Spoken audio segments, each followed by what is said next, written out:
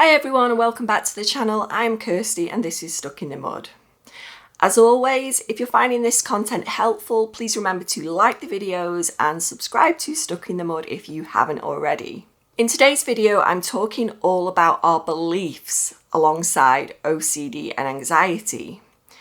And this is something that was helpful for me in my recovery when I did metacognitive therapy, and I'm a real big advocate for this because this is what really got me better and got me healed from my OCD and anxiety, because I do suffer from generalized anxiety disorder as well as OCD. And once I really got into this type of therapy, I realized how much it could help others. And we don't really talk a lot about it. You know, there's a lot of the exposure and response prevention and cognitive behavioral therapy models that are talked about the most, but this is really life-changing for people, and I really wanted to get that message out there for people that might not be aware of it, because although some of those other models of therapy have worked to an extent for me, and that's great, and they work for other people too, and I'm an advocate for exposure and response prevention as the gold standard for OCD, but this is really good therapy as well. And I do myself kind of combine the two really now, and that's something myself I've adapted to because I really feel I know what helps me in my recovery now. But I really want to talk more about it and the beliefs that we have around OCD and anxiety.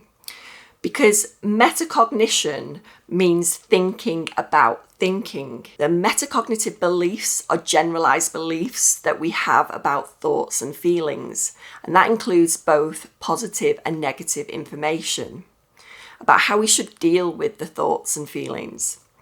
These beliefs decide whether we pay attention and engage with the thoughts and feelings and sensations, or do we dismiss them so we can move forward with our day and be present in the world around us.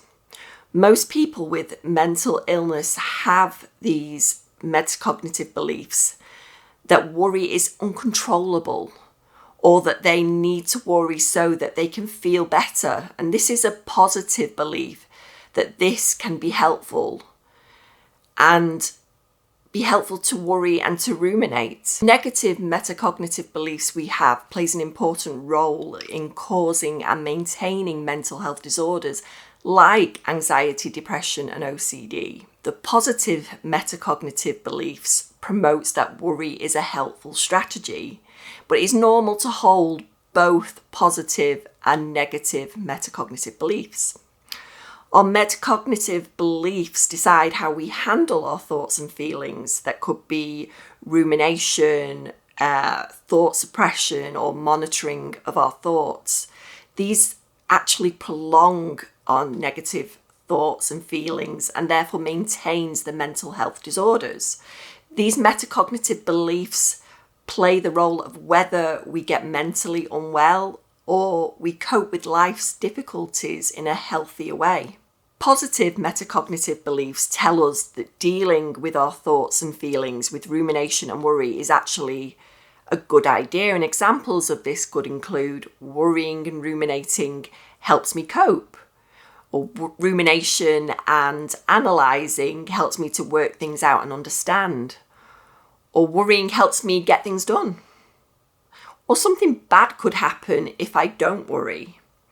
This all prolongs negative feelings and doesn't give a balanced view of anything.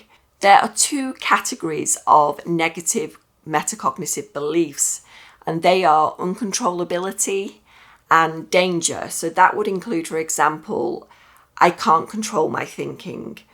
Worrying will control me. I can't control my attention.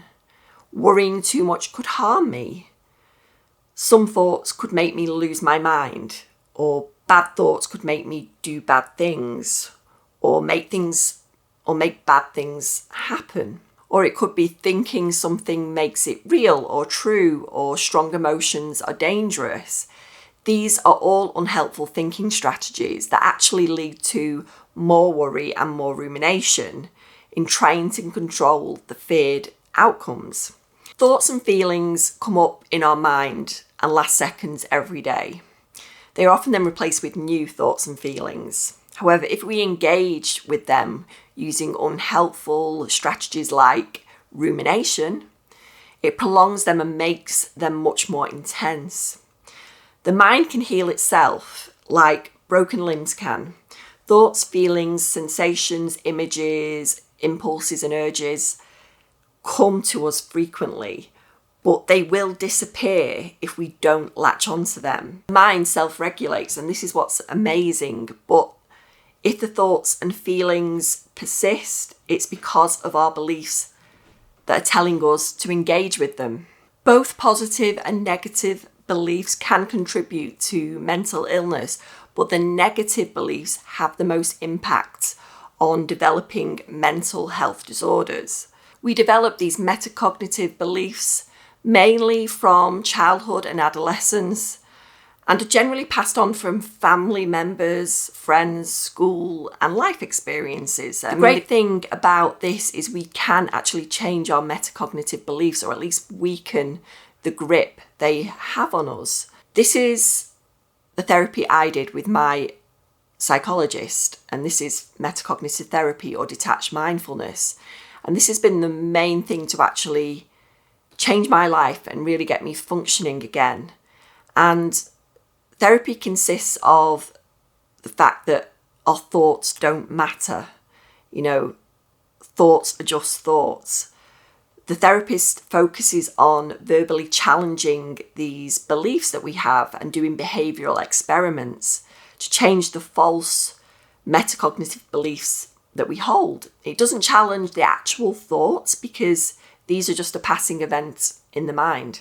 We would work on the fact that any thought is allowed, letting the thoughts be there without engaging with them. Having as least involvement as possible with the thoughts. Also letting the emotions we have, the sensations we feel in our body be there. If we get urges, just let them be there. Taking a risk as well was an important part of this in the experiments that we did.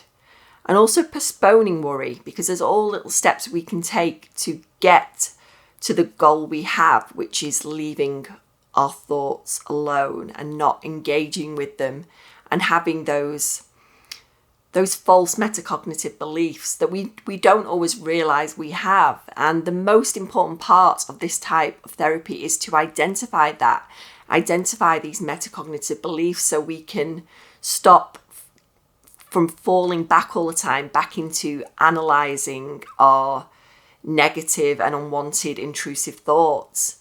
And it's really turned my life around, this kind of therapy. And for anyone out there suffering with OCD that may have had limited luck with other types of therapy, this is really one to try, because I don't think we often realise the types of beliefs we're holding on to about these things, and the fact that that's actually stopping us from progressing and healing and getting better from this. So I really hope this video has given you food for thought about this, and open your mind up to the fact that this type of therapy could work for you too. It's definitely got my life back on track, and I know this is where all you guys could be, because we all deserve to be there. We don't deserve to have our lives ruled by OCD, anxiety, depression, and any other kind of mental health disorder. But it's great that this particular therapy does cover so many disorders like this, and it works for all of them, especially when they involve that repetitive thinking that we often have